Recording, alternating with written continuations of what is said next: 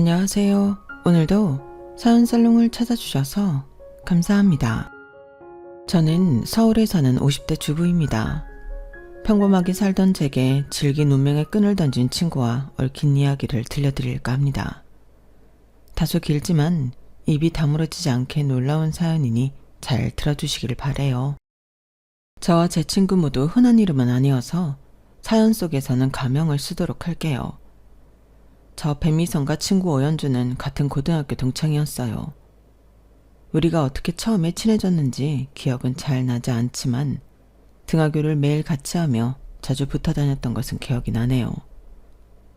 저나 연주는 공부에 딱히 흥미가 있는 친구들은 아니었는데요. 그래도 저는 반에서 중간 정도의 성적은 유지했으나 연주는 거의 꼴찌를 면하는 수준이었죠. 대신 연주는 얼굴이 예쁜 학생으로 유명했어요. 학교를 마치고 같이 돌아가는 길에 가끔 다른 학교 남학생들이 뒤에서 쫓아와 연주에게 선물을 안겨주거나 편지를 건네주고 도망가는 일도 있었으니까요. 반면 저는 지극히 평범한 외모에 그 나이에 다들 그렇듯 여드름을 달고 살았어요. 연주는 뾰루지 한번 올라온 적 없는 듯한 매끈한 피부에 찰랑거리고 까만 머릿결, 늘씬한 허리에 긴 다리까지 세상 부러운 조건은 다 갖추고 있으면서도 이상하게도 본인보다 더 잘난 사람과 비교하며 비관적인 말을 자주 하는 편이었어요. 너 이반에 김성주 얘기 들었어? 걔 방학 동안 가족들이랑 전국 돌아다니면서 여행했대. 난 이 동네에서 벗어나 본 적도 없는데. 오늘 체육 시간에 봤는데 우리 반 반장 가슴 엄청 크더라. 남자들은 가슴 큰 여자를 좋아한다는데 난 어떡하지? 어제 TV에 그 연예인 봤어? 나도 그 정도 돈 있으면 집 그렇게 럭셔리하게 꾸미고 살고 싶은데. 그럴 때마다 저는 진심으로 연주에게 네가 더 낫다, 왜 비교를 하느냐 등등 이야기해 주었지만 씨알도 먹히지 않았죠. 그 후 우리는 고등학교를 졸업했고 조금 다른 길을 가게 되었어요. 저는 싫었지만 부모님의 등살에 떠밀려 억지로 대학에 들어가야 했고 맞지 않는 공부를 시작했어요. 애초에 대학 진학을 포기한 연주는 본인 집에서 멀지 않은 남성 맞춤 정장 가게에서 일을 하며 돈을 벌었어요. 저도 공부보다는 돈을 벌고 싶은 욕구가 강했던 때라 사회인으로서의 연주 모습이 부러웠지만 남성 정장이라는 분야는 좀 이상하게 거리가 느껴졌어요. 연주야, 거기 남자들이 손님으로 오면 좀 껄끄럽지 않아? 맞추려면 어쩔 수 없이 몸에 손도 닿아야 할 거고 이상한 남자라도 오면 어떡해. 야 배미선, 넌 그런 게 무섭냐? 돈 버는데 몸에 손이 좀 닿으면 어떻고 이상한 손님이 오면 어때? 너 그거 배부른 소리다? 그런가? 역시 사회에 일찍 발을 들여서 그런지 연주는 저와는 다른 배포가 있는 것 같았어요. 뭐랄까, 저보다 큰 어른을 대하는 느낌이어서 경외감까지 들기도 했다니까요. 그렇게 1년여의 시간이 흘렀고 저는 큰 결심을 하게 되었어요. 아무리 참고 다니려고 해도 학교가 안 맞는 탓에 부모님 모르게 저는 자퇴를 하고야 말았어요. 그 대신 손으로 이것저것 만드는 것을 좋아하던 저는 손뜨개방에서 푼돈을 받으며 일을 시작했어요. 부모님이 6개월 후에나 그 사실을 아시고는 집에서 쫓겨날 뻔하긴 했지만 말이에요. 저에게 이런 일이 있는 동안 연주는 남자를 만났어요. 그리고 어느 날 갑자기 결혼을 한다고 선전포고를 했어요. 뭐? 결혼? 너 지금 20살인데 벌써 결혼을 한다고? 내가 일하는 정장가게 사장님이야. 날 보자마자 마음에 들어서 직원으로 뽑아줬대. 데이트하자 그래서 몇 번 만났더니 결혼하자며 난리인 거야. 너는 그 사람 마음에 들어? 마음에 안 들고가 어딨어. 그 사람 엄청 부자야. 무조건 결혼해야지. 부자라서 결혼한다고? 안 사랑하는데 결혼한단 말이야? 부자랑 결혼하면 다 사랑하게 되어 있어. 나이도 나보다 15살이나 많긴 하지만 뭐 그런 건 상관없어. 15살? 야, 완전 아저씨잖아. 아저씨고 오빠고 남자는 다 똑같아. 이왕이면 돈 많은 사람이랑 결혼할 수 있는 기회인데 이걸 어떻게 놓쳐? 난 남들보다 훨씬 더 떵떵거리면서 잘 살고 싶단 말이야. 연주는 갓 20살이 되었는데도 아주 발칙한 생각을 하는 아이였어요. 내 친구가 15살이나 많은 아저씨의 여자가 된다는 생각에 저는 소름이 끼쳤지만 연주는 어떤 식장에서 식을 올릴지, 어떤 드레스를 입을지, 어떤 집에서 어떻게 살지 라는 기대에 가득 차 있는 것 같았어요. 연주는 당장 정장 가게 일도 때려치우고 부잣집 아내가 될 준비를 하더라고요. 저는 이해할 수 없었지만 그래도 연주가 결혼 때문에 매일 웃는 것 같아 응원해줘야겠다고 생각했어요. 제 주변 친구들 중에서 처음으로 결혼한 연주는 역시나 예뻤어요. 호화스럽고 반짝거리는 결혼식장을 보며 저도 이런 곳에서 수줍게 서 있는 신부가 되어 보고 싶다는 생각을 잠깐 하기도 했어요. 하지만 연주 옆에 서 있는 아저씨가 15살보다 더 나이가 많아 보여 속상했어요. 우리 아빠는 저 나이에 저 정도로 뚱뚱하진 않았는데 라는 생각을 하며 내 친구가 너무 아까웠어요. 연주는 결혼하고 좋은 집에 산다며 자랑을 해왔어요. 집에 방이 얼마나 많은지 어디가 어딘지 맨날 헷갈리고 부엌은 웬만한 식당 부엌보다 더 크고 맨날 좋은 것만 먹는다고 호들갑을 떨었어요. 마당에 있는 집이라 너무 좋아 보여 도둑이 들진 않을까 매일 노심초사한다 그러더군요. 저는 늙고 뚱뚱한 아저씨가 남편이지만 저렇게 연주가 행복해하니 다행이라고 생각하며 같이 기뻐해줬어요. 어느 날 연주는 자신의 임신 소식을 알렸어요. 미선아, 나 임신했어. 그것도 아들 쌍둥이야. 정말? 안 믿긴다. 연주 네가 임신을 하다니 너무 축하해. 내가 아들을 그것도 들시게나 임신했다고 하니까 시댁에서 새 차 뽑아준 거 있지. 임산부는 좋은 차 타고 다녀야 된다면서 걸어 다니지도 못하게 하신다니까? 그 전에 타던 차도 새 차였는데 또 사줬다고? 와, 그뿐이 아니야. 먹는 것도 다 최고급이고 옷이고 가방이고 신발이고 원하는 대로 다 사라고 하셨어. 연주는 새 차, 새 옷, 새 가방 등 자랑하기에 여념이 없었죠. 미선아, 이것 봐. 돈 많은 집에 시집 오면 이렇게 좋다니까. 너는 요새 만나는 남자 없어? 나? 사실 나도 요즘 연락하고 지내는 사람이 있긴 한데. 진짜? 왜 나한테 말 안 했어? 그게 뭐 사귀는 사이도 아니고 그래서. 누군데? 빨리 털어놔. 나 같이 뜨개 일하는 데서 아는 언니가 자기 남자친구의 친구라고 소개해주겠다 그러더라고. 별로 지금 남자 만나고 싶은 때가 아니라서 몇 번 거절했는데 기어이 만나게 해줬지 뭐야. 그런데 뭐 나쁜 사람 같진 않아서 조금 더 지켜볼까 하고. 그 남자 돈 많아? 그걸 내가 어떻게 알아. 왜 몰라. 딱 보면 알지. 하고 다니는 행색이나 돈 씀씀이나 뭐 그런 거 보면. 참, 무슨 일 한다는데? 그냥 작은 회사 다닌대. 하고 다니는 것도 그냥 평범하고. 나도 잘 몰라. 야, 나 사는 것 봐라. 자고로 남자는 돈이야. 돈 없으면 다 구질구질해. 아무리 그래도 사람을 보고 사랑하는 사람이랑 결혼해야지. 어떻게 돈만 보고 같이 살아. 으이그, 이 아무것도 모르는 어린 것. 돈이면 다 된다니까. 연주는 부잣집에 시집을 갔는데도 이상하게 더욱 돈에 집착을 하는 것 같았어요. 원래 이렇게 돈놀이를 부르던 애였나 싶게 갑자기 연주가 낯설게 느껴졌지만 아무렴 다 나 잘되라고 하는 소리지 하면서 쉽게 넘겼어요. 그 이듬해 연주는 정말 아들 쌍둥이를 낳았고 저도 언니가 소개해준 그이와 결혼 약속을 했어요. 연주는 한 번도 아이들을 보여준 적 없지만 건강하게 잘 지낸다며 소식을 전해왔고 저도 나름대로 결혼 준비를 하며 바쁜 날들을 보냈어요. 그렇게 연주는 연주대로 저는 저대로의 삶을 살아나가느라 전처럼 자주 보지 못하고 연락도 조금 뜸해졌죠. 제 신랑은 연주 소원처럼 부잣집 아들은 아니었어요. 어릴 적 시아버지가 하시던 일이 바닥을 치면서 가세가 급속도로 기울었고 신랑이 대학을 졸업할 때까지 단칸방을 못 벗어났었다고 하더군요. 그러다 부모님 두 분 다 친척 고향으로 내려가 농사일을 시작하셨고 남편은 남편대로 혼자 사회생활을 시작했던 거예요. 상황이 이렇다 보니까 우리가 결혼할 때도 시댁 쪽에 큰 도움을 바라기는 힘들었고, 저희 엄마 아빠는 학교도 지 맘대로 그만두고 헛짓거리하던 딸내미가 기어이 변변찮은 남자를 데려왔다며 하루 걸러 제 앞에서 한숨 쉬기 바빴어요. 그래도 저는 남편을 선택했어요. 마음이 따뜻한 사람이었거든요.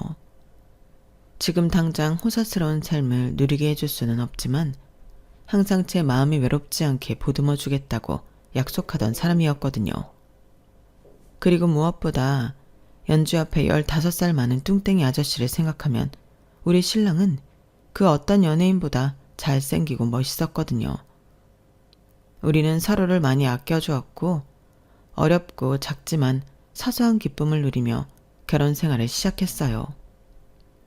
간혹 연주와 연락이 닿을 때면 연주는 항상 자신이 어디 좋은 곳을 다녀왔고 무슨 좋은 것을 먹었고 얼마나 비싼 것을 샀는지 자랑할 뿐이었어요.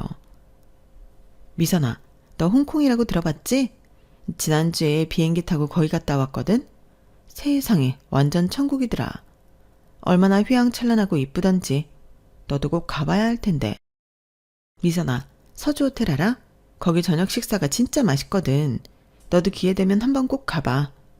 미선아, 애들 아빠가 이번에 외국 갔다가 우리나라에는 들어오지도 않는 최고급 민크 코트를 사왔더라고. 얼마나 따뜻한지 발가벗고 그 코트만 입고 나가도 될 정도야. 저는 연주의 아이들이 잘 크고 있는지 항상 궁금했어요. 연주야, 쌍둥이들은 잘 있어? 밥도 잘 먹고? 그렇지. 일하는 아줌마가 잘 돌봐주고 있어. 난 나대로 바빠서 애들한테 신경 쓸 틈이 없거든. 신랑도 잘 지내지? 지금 해외 출장 간 지 꽤 됐어. 다음 달인가 아무튼 몇 달 있다가 들어온대. 연주는 본인 일 외에는 아무 관심 없는 사람처럼 말하곤 했어요. 심지어 제 안부를 묻는다며 전화를 하고는 자기 자랑만 실컷 하다가 전화를 끊기가 일쑤였죠. 지 말만 늘어놓는 연주한테 가끔 서운하기도 했지만 사람마다 사는 방식이 다르니 그러겠지 하고는 금방 미운 마음을 놓아버렸어요. 결혼하고 3년이 지나서야 저희 부부는 어렵게 아이를 가질 수 있게 되었어요. 너무 예쁘고 소중한 딸이었죠. 아이를 낳을 때는 너무 무서웠는데 기르다 보니 아이를 더 갖고 싶다는 생각을 했어요. 풍요롭지는 않아도 다복한 가정을 상상하니 행복했거든요. 무엇보다 남편은 저나 딸에게 정말 잘해주었어요. 저런 사람이 남편이고 아빠라면 아이를 열을 더 낳아도 좋겠다 싶은 마음이었죠.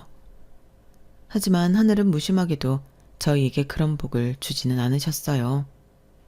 온갖 노력을 했지만 저는 더 이상 아이를 가질 수 없다는 불임 판정을 받았거든요. 심지어 하나 있는 딸아이를 낳은 것도 기적이라며 병원에서는 놀라기도 했어요. 저는 한동안 상심해서 울기만 했어요. 여보, 미안해. 우리 가족이 더 많았으면 좋을 텐데 나 때문에. 내 몸이 문제가 있어서 미안해. 그런 말 하지 마. 우리한테 설이가 있잖아. 설이 더 많이 사랑해주고 예뻐해주라고 다른 아이들은 안 주시는 거야.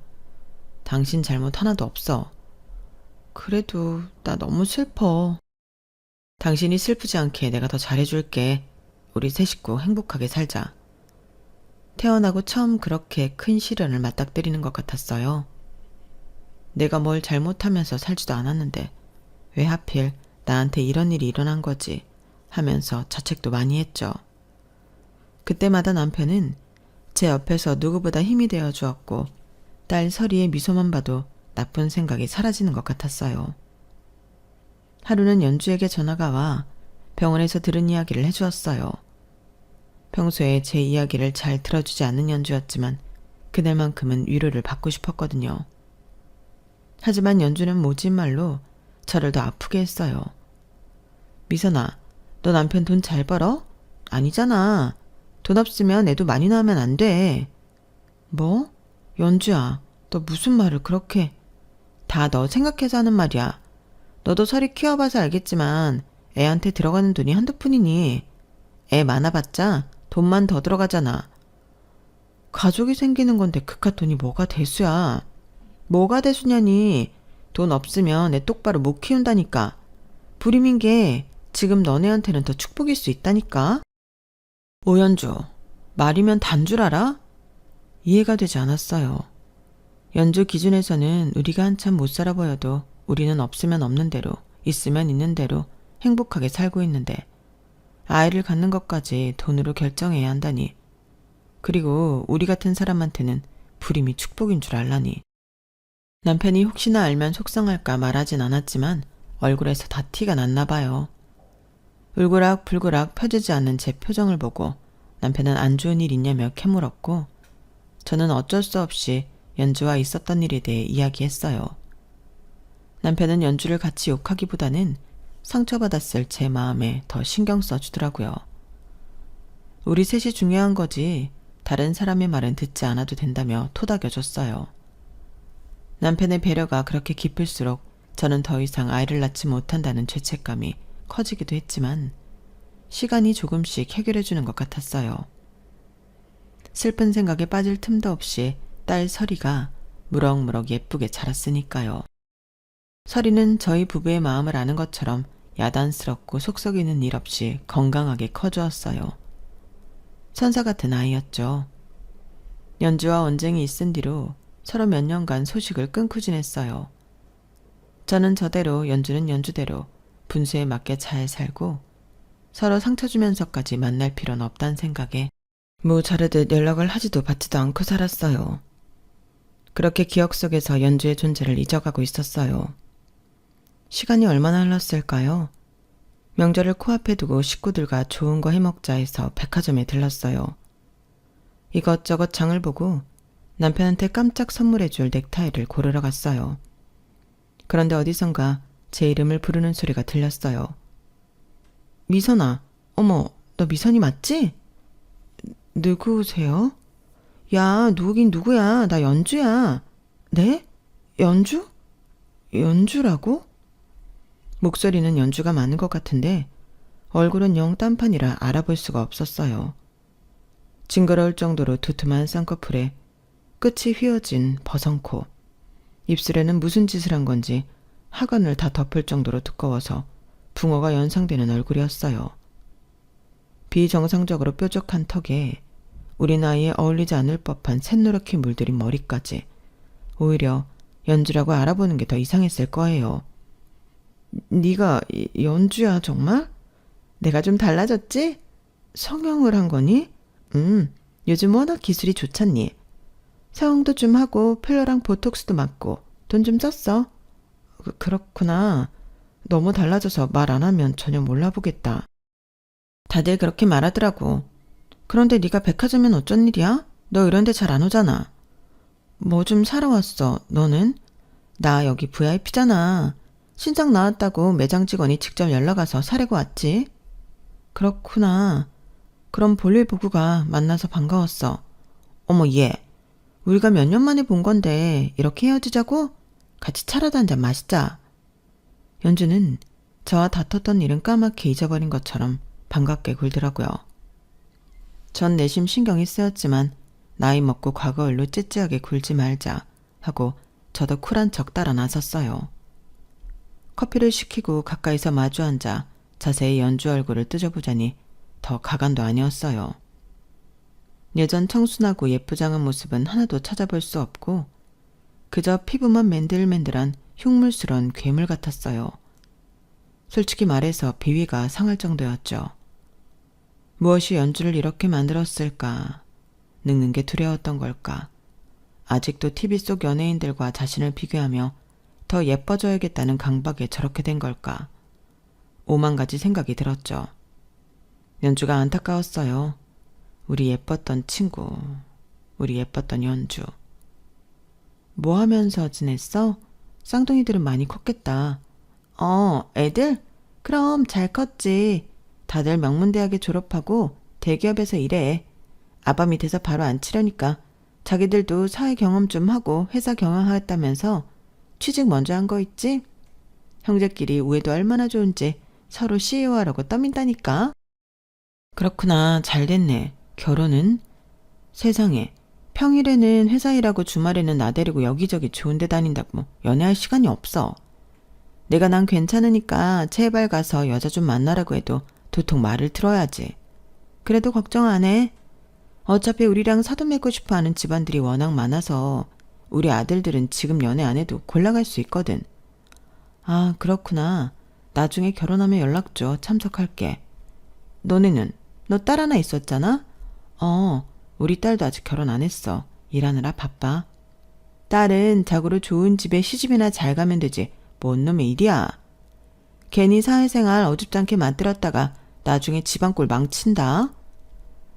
우리 시대랑은 달라. 여자도 능력 있으면 자기 앞길 개척하고 사는 거야. 남자한테 기대어 살던 때는 지났어. 네 딸이라도 시집 잘 가야 니네 집 형편 좀 필 거 아냐. 너 남편 아직도 회사 다니니? 아, 월급쟁이들 돈 버는 게 돈이니? 알바비 수준이지. 우리 남편 아직 회사 다니는 건 맞는데 가족들 부족하지 않을 만큼 벌어. 네 남편이 굴리는 돈에 비하면 아무것도 아닌 것처럼 보이지만 우린 만족하면서 잘 지내고 있어. 연주는 하나도 변하지 않았더군요. 돈으로 사람을 가늠하는 그 나쁜 버릇. 오랜만에 만나서 반가우려고 하는 찰나에 찬물을 확 끼얹는 기분이었어요. 그래도 얼굴 붉히고 헤어지고 싶진 않아서 다른 약속이 있다며 얼른 자리에서 일어나려고 했어요. 연주도 더 이상 저를 잡으려고 하지 않았어요. 만나서 반가웠어, 연주야. 건강하고 잘 살아. 미선아, 너 행복해? 말할 수 없을 만큼, 그리고 돈으로 살 수 없을 만큼. 그렇구나. 너도 잘 지내. 저의 행복을 묻는 연주의 얼굴이 갑자기 슬퍼 보였던 건 기분 탓이었을까요? 보기 싫게 변해버린 두꺼운 쌍꺼풀 안에 그 까만 눈동자만큼은 그대로인 연주의 입은 웃고 있었지만 눈은 슬퍼 보였거든요. 커피를 다 마시지도 않고 일어나 나왔어요. 뒤에서 연주의 시선이 느껴졌지만 그냥 나왔어요. 어차피 얼굴도 달라져서 걔가 부르지 않았으면 원래부터 몰라봤을 텐데 뭐. 몇 년의 시간이 또 흘러 설이는 성인이 되었고 저희 부부도 흰머리가 희끗희끗한 중년이 되어가고 있었어요. 설이는 어릴 때부터 공부를 잘하지는 못했지만 주관이 뚜렷한 아이였어요. 저는 아무래도 상관없었어요. 공부를 잘하면 좋겠지만 성적에 연연하지 않고 딸이 좋아하고 즐거워하는 일을 찾을 수만 있다면 그게 무엇이든지 뒤에서 응원해주고 지지해주리라 다짐했죠. 설이는 옷에 관심이 많아 의류 관련 일을 하고 싶다고 하더군요. 처음에는 옷가게에서 아르바이트를 시작하더니 디자인하는 것도 배우고 본격적으로 판매업에 뛰어들었죠.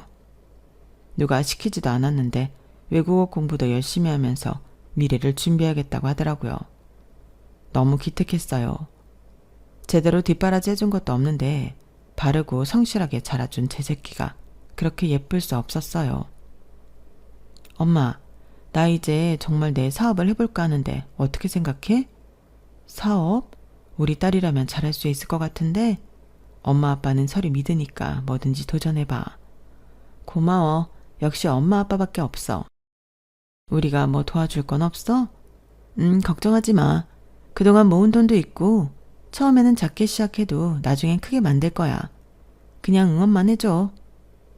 딸은 자신이 만든 의류 브랜드를 차근차근 키워갔어요. 외국어를 배운 게 도움이 됐는지 외국 업체랑 계약도 맺어 간간히 수출 작업도 하는 것 같더라고요. 눈코 뜰 새 없이 바쁜 딸이 걱정됐죠.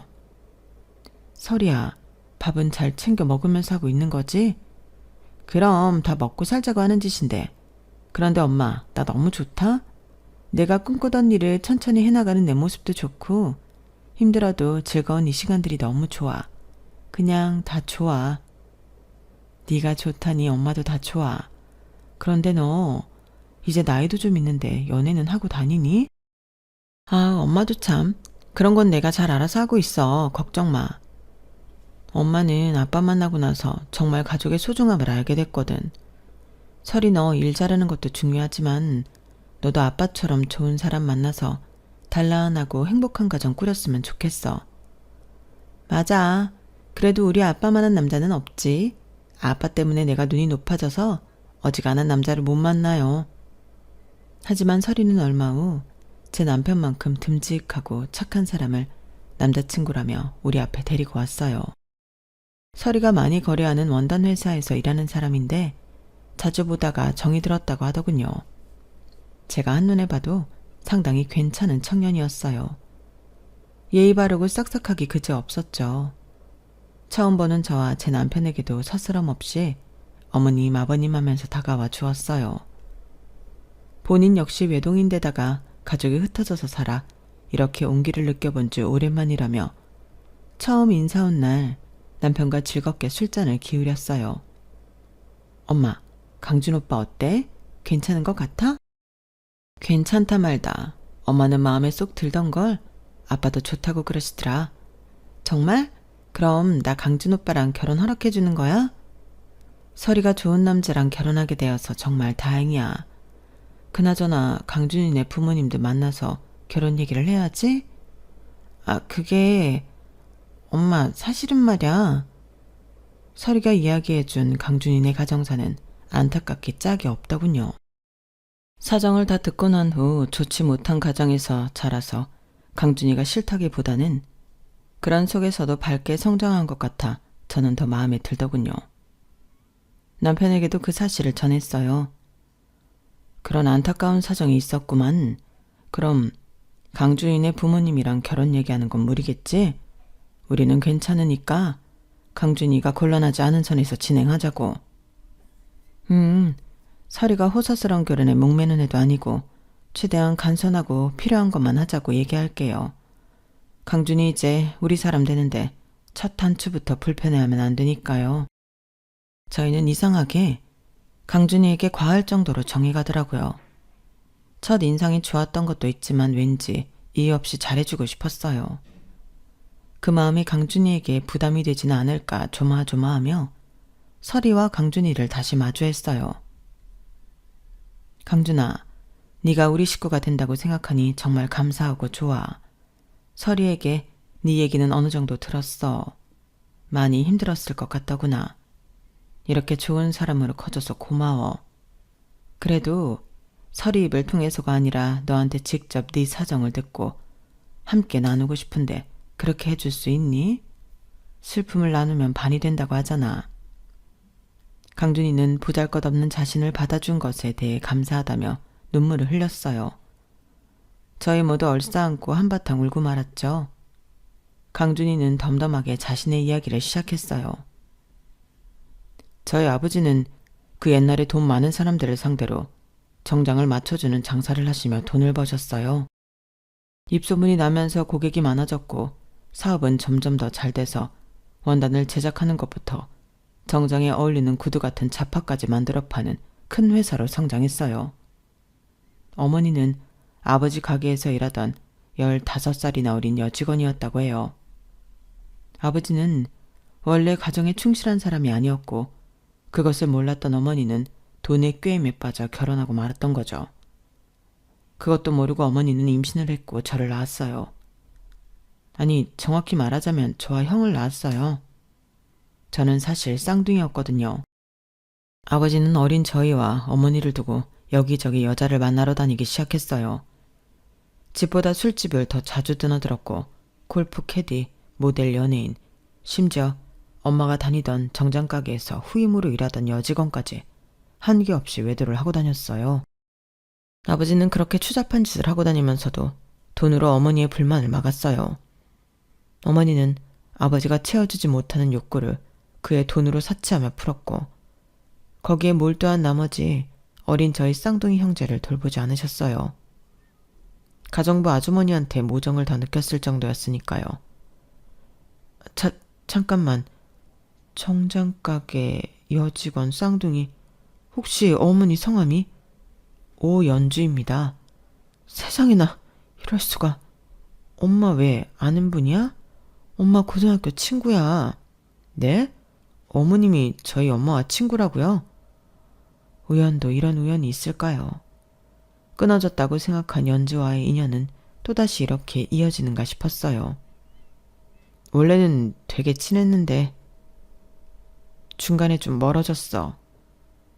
어머니가 돈을 쓰다 지칠 때쯤 아버지가 예쁜 여자들과 연애한다는 말을 듣고 본인의 얼굴에 손을 대기 시작했어요. 작게 시작한 성형은 과한 욕심이 되었고 나중에는 성형 중독으로 의사가 말릴 정도였으니까요. 몇 년 전에 우연히 연주를 만난 적이 있는데 예전의 얼굴을 도무지 찾을 수가 없었어. 그게 그때쯤이었구나. 네, 성형만이 문제가 아니었어요. 알코올 중독으로 치료도 받아야만 했거든요. 그러다 어느 날 제 쌍둥이 형이 갑자기 오토바이 사고로 죽었거든요. 엄마는 자신을 겉들떠 보지도 않은 아버지, 망가질 대로 망가진 얼굴, 술 없인 잠 못 드는 밤, 형의 죽음 앞에서 이상한 행동을 하기 시작했어요. 자신에게 일어난 불행한 일들이 아예 없었던 것 마냥 거짓말을 하고 다니더라고요. 아버지를 아직 본인을 너무 사랑하는 남편으로 묘사하거나 형과 제가 똑똑하게 잘 자란 자식들로 보이게 했어요. 이미 사정을 다 아는 사람들은 어머니가 미친 것 같다며 멀리하기 시작했고요. 맞아. 그때 연주가 나한테 너희 형제가 아빠 회사를 물려받기 위해 큰 회사에 들어가 준비하고 있다고 했었어. 다른 집안 여자들이 너희랑 사돈을 맺고 싶어 한다고. 그런데 그때 이미 형이 없었던 거야? 네. 심지어 아버지 회사는 그 당시 부도 위기에 놓여 있었고 얼마 후엔 결국 파산을 했어요. 아버지는 그나마 있던 돈을 갖고 외국으로 도망가 버렸고 어머니와 저만 덜렁 남겨졌어요. 저런... 집과 가진 모든 것을 다 빼앗기자 어머니는 정말로 정신을 놔버리고 말았어요. 처음에는 제가 보살펴드렸는데 점점 한계가 있더라고요. 저도 나가서 돈을 벌어야 했으니까요. 결국 어머니를 정신병원으로 모실 수밖에 없었어요. 저는 아버지가 회사를 경영할 때 거래하시던 원단업체 사장님의 도움으로 거기서 일할 수 있게 되었고 서리를 만나게 된 거예요. 그럼 연주가 지금 정신병원에 있다는 거야? 네. 어떻게 연주가... 엄마 울지 마. 마지막으로 봤을 때 그렇게 힘든 상황인 줄 알았다면 조금 더 다정하게 대해줄걸. 따뜻한 말 한마디 안 건네주고 그렇게 연주를 보냈었어. 내가 왜 그랬을까? 어머님도 저희 집 사정을 모르셨던 거잖아요. 너무 개념치 마세요. 연주가 나한테 행복하냐고 물어봤었거든. 난 행복하다고. 너는 어떠냐고 한 번 더 물어봐 줄걸. 연주는 불행하니까 위로해달라는 뜻으로 나에게 물어봤을 수도 있는데 내가 한 행동이 너무 후회가 되네. 강준이 말을 다 듣고선 저는 몇 날 며칠 잠을 설쳤어요. 마음이 돌덩이에 눌린 것처럼 무거워서 어찌할 바를 몰랐죠. 남편은 저의 이런 불편한 기색을 눈치채고 말했어요. 당신 강준이 엄마, 아니 연주 씨한테 한번 다녀오는 게 어때? 아무래도 그러는 게 좋겠지? 가서 얼굴 보고 이야기도 나누고 시간 보내고 와. 고마워요 여보. 안 만나는 게 더 나을 수도 있다는 강주의 만류에도 불구하고 저는 연주가 있다는 병원에 찾아갔어요. 아무래도 일반 병원이 아니다 보니 저 혼자는 안 되고 보호자 강준이도 함께 대동해야 하고 절차가 꽤 복잡하더군요. 심란한 마음을 겨우 부여잡고 연주와 마주했어요. 연주야. 미선아. 나 기억해? 그럼. 널 내가 왜 기억 못해? 우리 맨날 학교도 같이 다니고 떡볶이도 먹고 비밀일기도 쓰고 했었잖아. 맞아. 우리 예전에 그렇게 친했었어. 여기는 어쩐 일이야? 우리 강준이랑 같이 왔네? 강준아, 경준이는 어딨어? 같이 안 왔어? 아버지는 아직 해외 출장 갔다가 안 돌아오셨니? 엄마, 경준이 형은 죽었잖아. 아버지도 없고. 얘는 무슨 소리를 하고 있어. 미선아, 우리 작은 아들 잘생겼지? 나 쌍둥이 낳았을 때 네가 제일 먼저 안부 물어봐줬잖아. 얼마나 고마웠다고. 우리 큰아들 경준이도 엄청 잘생겼어. 연주야, 강준이한테 얘기 다 들었어. 무슨 얘기? 강준아, 아버지 언제 오신대? 한국 오시면 빨리 나 좀 여기서 데리고 나가달라고 말해줘. 여기는 쇼핑도 못하고 술도 못 먹고. 아니면 강준이 너랑 나갈까? 연주야, 많이 힘들었지? 내가 미안해. 내가 너 예전에 한 말에 서운해서 계속 연락도 안 하고 너 어떻게 사는지 관심도 끊고 살았어. 내가 미안해. 미선아, 뭐가 미안해? 너 내가 가보라고 했던 서주 호텔 가봤니? 거기 디너 맛있다고 내가 100번도 더 말했잖아. 이제 그만해, 연주야. 우리 좋은 생각만 하자. 연주는 서도 없이 말하거나 현실 부정 상태가 몹시 심한 듯 보였어요. 도망간 남편과 죽은 아들을 찾거나 백화점에 명품을 사러 가야 한다고 떼를 쓰기도 했죠. 내 앞에 있는 연주가 낯설었어요. 성형으로 우그러지듯 내려앉은 눈, 코, 입과 보톡스 때문에 주름이 가지 않는 팽팽한 이마가 너무 대조적이라 계속 쳐다보기 힘들었어요. 병원에서는 연주의 상태가 쉽게 호전되지 않을 거라고 말하더군요. 더 기가 찬 건 연주가 대장암 말기라 몇 개월 남지 않았다고 했어요. 어쩌다 연주의 인생이 이렇게 된 건지 눈물이 앞을 가렸어요. 저는 일주일에 한두 번씩 연주를 찾아가 말동무를 해주었어요. 어느 날은 괜찮은가 싶다가도 또 어떨 때는 상태가 너무 안 좋아 만나기 힘든 경우도 있었어요. 네 아들과 내 딸이 결혼할 거라는 말도 못 알아들었어요. 게다가 암 때문에 연주에게 더 아픈 시간이 지속되었어요. 12월 25일 크리스마스에 눈이 폴폴 내렸어요. 연주를 주려고 김밥도 싸고 과일도 깎아 병원으로 갔어요. 이날은 강준이와 설이도 함께 연주를 찾아갔어요. 연주는 제 딸 설이를 보고는 너무 예쁘다 이 언니. 나도 이 언니처럼 예뻐지고 싶어. 엄마, 여기 이 사람이 나랑 결혼할 설이에요. 엄마 친구 딸이기도 하고요. 안녕하세요, 어머니. 아무리 설명을 해줘도 이해를 못하던 연주는 계속 설이만 빤히 쳐다볼 뿐이었어요. 몇몇 시간을 훌쩍 넘겨 우리가 나가려고 일어나자 연주는 제 손을 잡았어요. 그 까만 눈동자를 하고는 갑자기 묻더군요. 미선아, 행복해? 널 봐서 너무 행복해, 연주야. 너도 행복해? 연주는 배시시 웃더니 어렵게 말을 꺼냈어요. 나도 행복해. 잘 가, 미선아? 그게 우리 모두 연주를 본 마지막 모습이었어요. 그 남은 12월을 다 넘기지 못하고 연주는 하늘나라로 갔어요. 결국 아들의 결혼식도 못 보고 가버리고 말았죠. 강준이는 먼저 죽은 형의 옆자리에 연주의 함을 놓았어요. 안타깝고 가여운 엄마와 아들이었죠. 어머님, 드릴 말씀이 있어요. 편하게 해. 설이랑 결혼하면 어머님, 아버님과 다 같이 살고 싶어요. 뭐? 신혼인데 너희끼리 편하게 사는 게 좋잖아. 전 설이도 좋지만 두 분도 정말 좋습니다. 따뜻한 가족의 품을 느껴보지 못한 제게 가족이 뭔지 알려주셨잖아요. 두 분만 괜찮으시다면 지금 계신 집에 제가 들어가 살면서 사위, 아니 아들로 여겨주셨으면 좋겠어요. 강준이 너 정말 괜찮겠어? 네, 이미 설이한테도 그렇게 하고 싶다고 다 말했어요. 그러면 우리도 설이랑 헤어지지 않아도 되고 강준이라는 아들도 하나 더 생기고 너무 좋지. 고마워, 강준아. 아니에요. 저같이 잘난 것 없는 놈 받아주셔서 제가 더 감사합니다. 저는 이렇게 공짜로 아들을 하나 더 얻었답니다. 더운 여름이 지나가고 선선한 가을날 설이와 강준이는 결혼식을 올렸고 신혼여행도 마다하고 바로 우리가 사는 집으로 들어와 지내기 시작했어요. 강준이는 정말 친아들처럼 우리 두 내외에게 살갑게 굴며 한 가족으로 스며들었어요.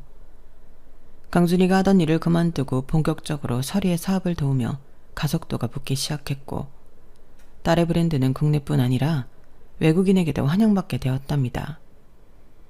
딸네 부부는 돈을 많이 벌어도 허투루 쓰지 않고 어떻게든 우리에게 잘하려고 노력했어요.